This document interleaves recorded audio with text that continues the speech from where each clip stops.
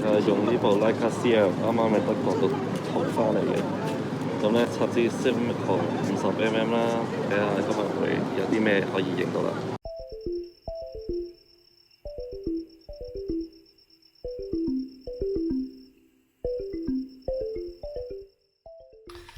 大家好啊！咁由於第一套拍攝 CL 嘅影片咧反應都唔錯啦，咁我就決定咧就今日拍一套片講下我用呢部 Leica CL 嘅感覺。咁就呢一部機啦，我就係前幾個月喺德國買翻嚟嘅，咁個價錢4000零蚊啦，4000頭啦，其實買得比較貴嘅，我諗大概市價3000零蚊就有一部噶啦，齋 body。咁但係點解我4000蚊會買呢一部翻嚟呢？咁係源於咧呢一部機呢係隨機送埋佢嘅原裝盒啦，佢原裝嘅皮袋啦，咁另外亦都有相機帶啊等等啦，同埋說明書同埋保養單嘅，咁基本上係個 full gear 嚟嘅，係成套買翻嚟嘅，咁所以我覺得加多1000都幾值啦，作為一個收藏嘅角度。咁呢一部 Leica CL 咧，咁就係1973年出產嘅，出產第一部啊。咁Leica CL 咧就係當時 Leica 啦，諗住就出一啲平價嘅相機，而亦都可以用到 M 鏡，咁就吸收一啲大眾路線嘅一啲相機用戶啊。咁因為當時嘅 M5 啦，就係外觀上啦麻麻地啦，咁加上咧就個價錢都比較貴啦。咁變相咧，好多人咧都去買呢部 Leica CL，咁結果咧令到 Leica CL 咧出咗3年之後咧就停產啦。咁咧而 Leica 咧亦都因為呢件事咧蝕大錢啦。咁於是咧 Leica 之後再出翻咧 M4 嘅 version 唔同嘅 version 啦，去爭取翻 Leica 呢個市場啦，令到間公司唔執笠啦。咁所以對於 Leica 嚟講咧，可能 CL 係一件唔光彩嘅事啊。咁點解咧？明明呢部機係 Leica 啦，咁但係點解咁大賣呢部機都蝕錢咧？Leica 咁原因係因為咧呢部機係 Leica 設計，咁但係並唔係 Leica 生產嘅，係由 Leica 去委託 Minolta 去生產嘅。咁所以咧呢部機就係Leica 啦，但係 Made in Japan 嘅。咁你又唔可以話呢部嘢係 Minolta，因為佢係 Leica 設計嘅，真係。咁尤其咧，我哋睇到咧，我之後會講噶啦，佢入邊呢個測光系統啊，因為呢個測光系統咧係有支光啦會撥出嚟嘅。咁呢個測光系統咧只有 Leica CL 同埋 Leica M5 啦、M5 有嘅啫，係 Leica 自己設計嘅一個測光系統，一個物理上嘅一個舊式嘅點測光系統。咁呢個係幾特別嘅。咁就所以你睇到咧係 Leica 設計啦，係 Leica 嘅仔嚟啦，只不過唔係佢生嘅啫。咁由於係大賣啦，但係因為係 Minolta 生產啦，所以 Minolta 就分咗一大杯羹啦。而 Leica 咧亦都賺得唔多錢嘅呢部機。咁相反咧，佢自己出嗰部 M5 咧就部 Leica 嗰排就跌入谷底啦。咁就講翻呢一部機啦。咁 Leica 之後就冇再出 CL 嘅菲林機啦。咁Minolta 就繼承咗佢啦，出咗部叫 CLE。咁 CLE 同 CL 有咩唔同呢？就我諗最大嘅分別係在於 CLE 係電子快門啦，係一部電視機嚟嘅。咁但係 CL 咧絕對係一部機械機，係一部機械機。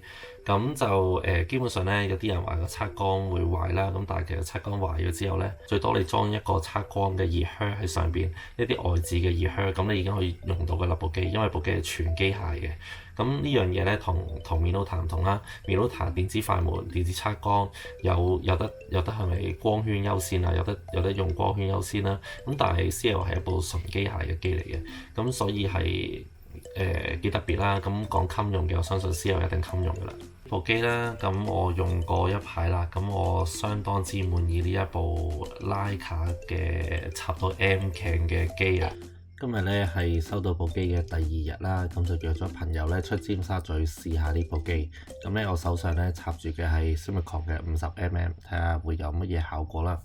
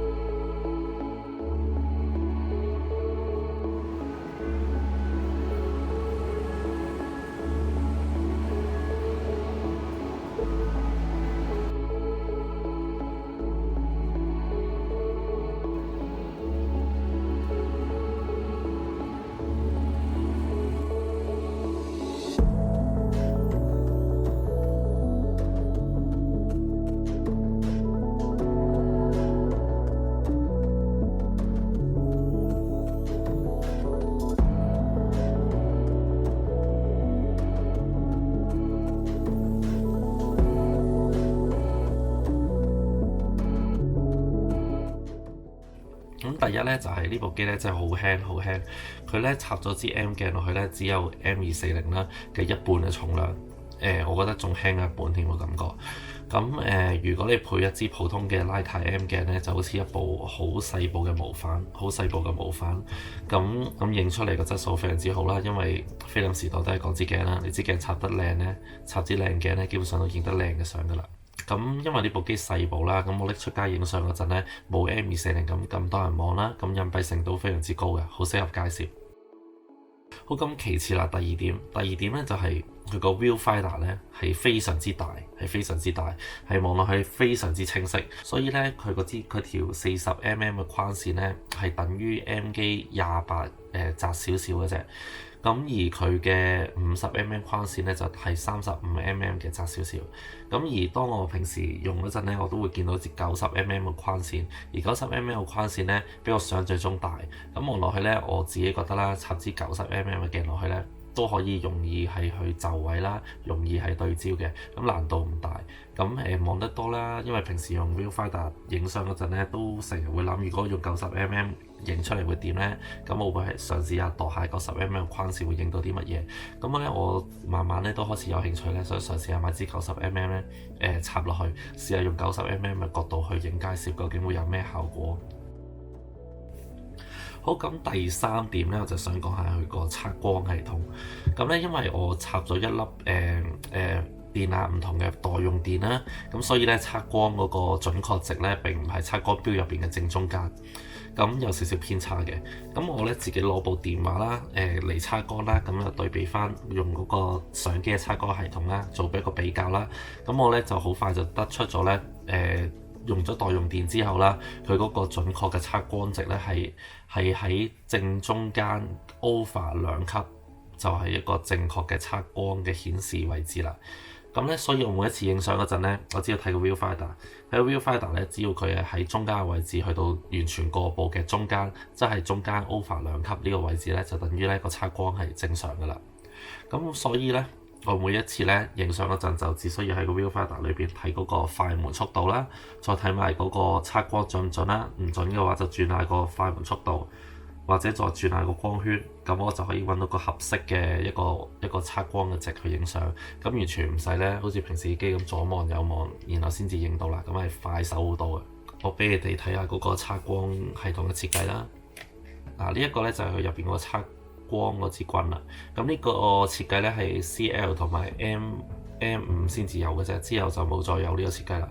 咁呢個設計嘅特別之處就係咧，每一次你影完張相咧，佢就會跌咗落嚟。咁咧，你每一次一過片咧，嗰支光就撥翻上去，咁就會喺嗰個菲林嘅正中間，咁就好似一個物理上嘅點測光啦。咁呢啲光你對焦個位咧，基本上黃斑就喺正中央噶嘛。咁咧你對嗰個位咧，就係睇到你個測光準唔準，有冇偏高，有冇偏暗。如果你對準個測光之後，你再移翻去你想影嘅位置啊，個角度啊，咁咧就完成一個好快速嘅測光啦。第四點。快門個按鈕咧，我自己幾中意啊！佢咧一般有啲快門按鈕喺呢個位噶嘛，用呢個位嚟擰啊嘛。咁但係佢咧而家係用呢個位嚟擰。咁呢個位嚟擰係相當之方便啦。咁當我平時影相嗰陣，可以隨時咧，譬如轉做250咁就影到啦。用咁樣係好順手嘅，成個設計好順手。咁咧呢個咧你已經離開咗相機啦。咁咧已經係有少少唔就手嘅感覺。好，咁大概咧我自己覺得 CL 啦有呢4個主要嘅優點。好，咁我哋而家講下 CL 嘅缺點啦。